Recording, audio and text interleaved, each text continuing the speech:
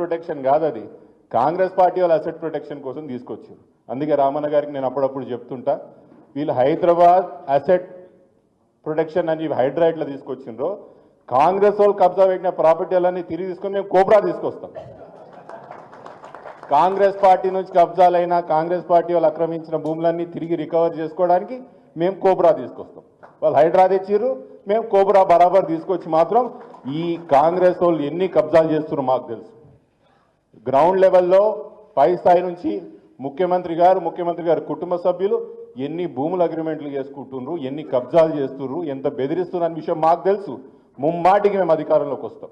3 సంవత్సరాల తర్వాత అధికారంలోకి వచ్చిన తర్వాత కాంగ్రెస్ పార్టీ వాళ్ళు ఎక్కడెక్కడైతే కబ్జాలు పెట్టిర్రో, హైడ్రాన్ వాడుకొని ఎక్కడెక్కడైతే ప్రజలను బెదిరించి ఎవరైతే ఆస్తులు కొలగొట్టిర్రో మేము అన్నీ కూడా అప్పుడు అసెట్ రికవరీ అన్నీ కూడా చేసి అప్పుడు న్యాయం ఏందో మేము చూపిస్తామని మనం చేసుకుంటాం.